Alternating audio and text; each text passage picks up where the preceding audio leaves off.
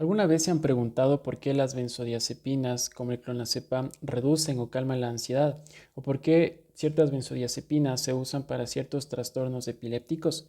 Esto sucede porque las benzodiazepinas, junto con los barbitúricos y los fármacos Z, son hipnóticos sedantes, es decir, fármacos que producen una depresión dependiente de la dosis del sistema nervioso central, deprimen el sistema nervioso central. Eso sí, dependiendo del grupo farmacológico, esta depresión del sistema nervioso central se alcanzará con mayor o menor facilidad. Así, por ejemplo, es mucho más sencillo alcanzar el coma con barbitúricos que con el uso de benzodiazepinas. En este video entonces hablaremos de la fisiología y el mecanismo de acción que subyace a esta depresión del sistema nervioso central. La sinapsis son los sitios de comunicación entre una neurona y una célula efectora. En este caso, neurona con neurona. Estas sinapsis pueden ser de tipo eléctricas o de tipo químicas. Brevemente, solo para entrar en contexto, las sinapsis eléctricas son aquellas en las que el potencial de acción viaja de la neurona presináptica a la neurona postsináptica a través de uniones comunicantes. Y ahora lo que nos interesa, ¿sí?, es las sinapsis químicas, en las que el potencial de acción llega al bulbo terminal sináptico y produce la apertura de canales de calcio dependientes de voltaje. Entonces, el calcio ingresa y produce la exocitosis de las vesículas que contienen el neurotransmisor, de tal manera que se liberaría el neurotransmisor. Si este neurotransmisor es excitatorio, pues tendremos una excitación de la neurona postsináptica. O si este neurotransmisor es inhibitorio, tendremos una inhibición de la neurona postsináptica. Pero para comprender con mayor exactitud la neurotransmisión es importante recordar los potenciales de membrana. La mayor parte de nuestras células tienen un potencial de membrana, es decir, que tienen una diferencia de cargas entre el exterior y el interior de la célula. En la neurona, esta diferencia es de menos 70 milivoltios. Quiere decir que el interior de la membrana es 70 milivoltios más negativa que el exterior. El cómo se produce esta diferencia no es muy difícil de comprender. Recordemos que el ion que predomina en el líquido extracelular es el sodio y en el líquido intracelular lo es el potasio. Lo que sucede es que la membrana es inherentemente, o sea, por sí misma es mucho más permeable al potasio que al sodio. Esto ocasiona entonces que salgan más cargas positivas de las que van a ingresar. El canal que se encarga de esto se denomina canal de fuga de potasio. Y este es 100 veces más permeable al potasio que al sodio. De ahí pues esta diferencia en la permeabilidad. El siguiente factor que interviene es que en el líquido intracelular predominan cargas negativas, que están asociados a fosfatos, que están asociados a proteínas. Y el tercer factor vendría a ser una contribución de la bomba sodio-potasio.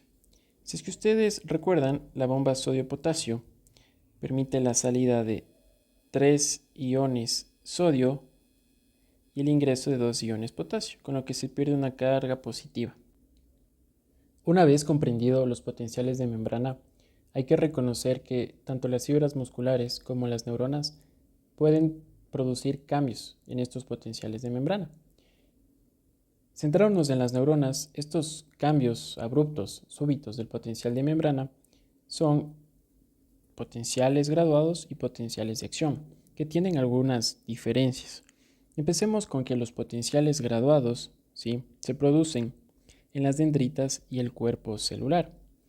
Estos potenciales son pequeñas desviaciones del potencial. Esta desviación, este cambio del potencial, puede ser hacia positivo o puede ser hacia negativo. En el caso de que sea hacia positivo, vamos a llamarlo un potencial graduado despolarizante. Y tiene sentido porque se está perdiendo la polaridad. Por el contrario, si es que este potencial graduado se va hacia negativo, lo llamamos potencial graduado hiperpolarizante. La importancia de esto radica en lo siguiente, que los potenciales graduados despolarizantes son el resultado de la acción de neurotransmisores excitadores, como el glutamato. Imaginémonos este pedazo de membrana, ¿sí? Haciéndole zoom, lo que sucedería es que se libera el glutamato, que es un neurotransmisor excitador. Este va a actuar sobre canales activados por ligando, pero estos canales son catiónicos, es decir, y tiene sentido, ¿no? Que permite la entrada de iones positivos. ¿Sí? Entonces viene el glutamato, se une, se activa el canal y entran las cargas, con lo que el potencial de membrana se va hacia positivo. ¿Ok? Por el contrario, lo que ocurriría pues cuando estamos ante un neurotransmisor inhibitorio, como lo es el ácido gamma-aminobutírico o GABA,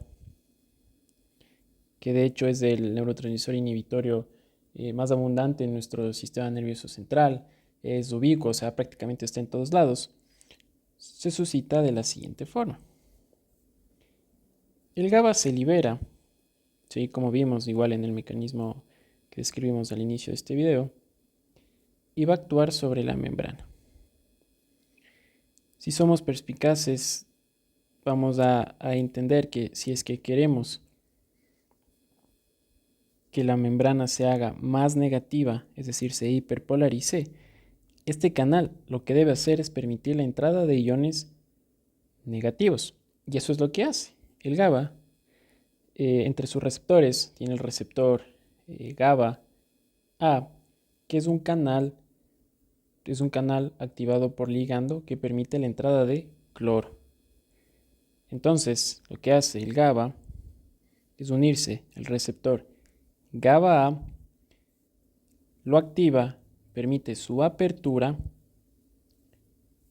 y entran las cargas negativas, con lo que la célula se hiperpolariza. ¿Y por qué es importante todo este juego de potenciales graduados despolarizantes o potenciales graduados hiperpolarizantes? Porque dependiendo de la participación, ¿sí? Es un fenómeno más complejo que se llama sumación, dependiendo de cuántos potenciales graduados despolarizantes haya o cuántos graduados hiperpolarizantes haya sobre la neurona, se desencadenará o no un potencial de acción. Un potencial de acción que viajará a lo largo de todo el axón para comunicarse con otra neurona. ¿Okay? Si es que los potenciales graduados despolarizantes alcanzan el umbral y la zona de gatillo, se va a desencadenar el potencial de acción. Pero si es que por el contrario hay una inhibición, una gran cantidad de potenciales graduados inhibitorios, ¿sí? Realmente se producirá una inhibición de la neurona, no podrá transmitir. Entonces, entendida la fisiología, lo que hacen todos los fármacos hipnóticos sedantes es, de mayor o menor manera, ya veremos, aumentar la conductancia del receptor GABA. Esto permite entonces que entre el cloro y estas cargas negativas y se hiperpolaricen las neuronas. Nuestro receptor GABA está constituido por 5 subunidades. Una subunidad gamma, una subunidad, dos subunidades beta y dos subunidades alfa. El mecanismo de acción entonces de las benzodiazepinas consiste en aumentar la frecuencia, es decir, el número de veces que se abre este canal, este receptor GABA. Por tanto, y muy importante que no lo olviden, es que necesita de la presencia del neurotransmisor GABA para que pueda ejercer sus efectos.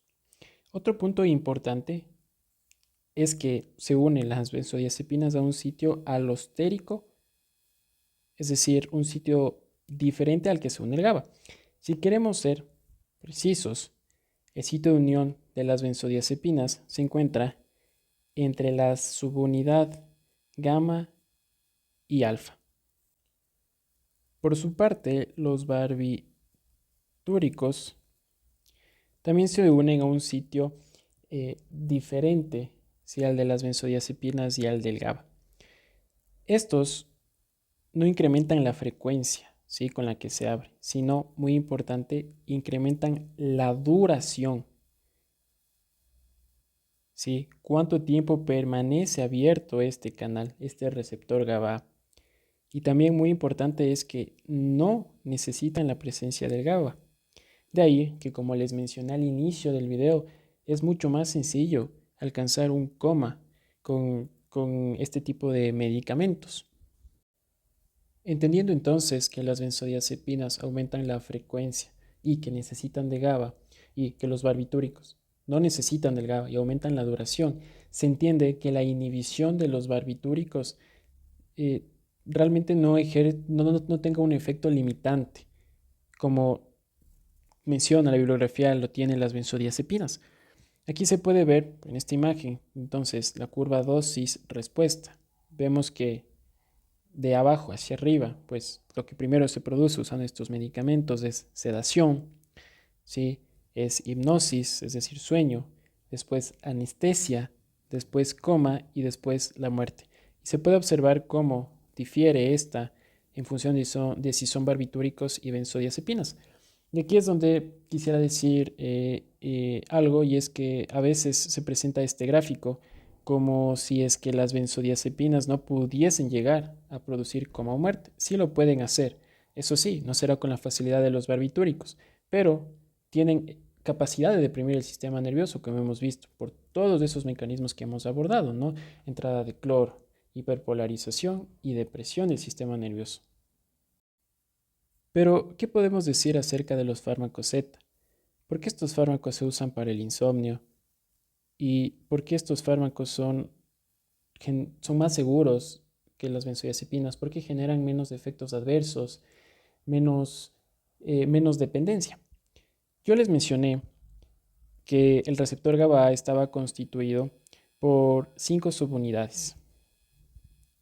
Pero lo que no les mencioné es que existen al menos 16 tipos de subunidades proteicas, 16 tipos de estas subunidades.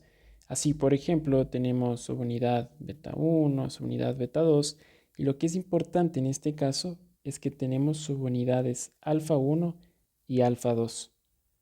Los fármacos Z se unen al receptor GABA que tienen subunidades alfa 1, es decir, tienen una mejor selectividad.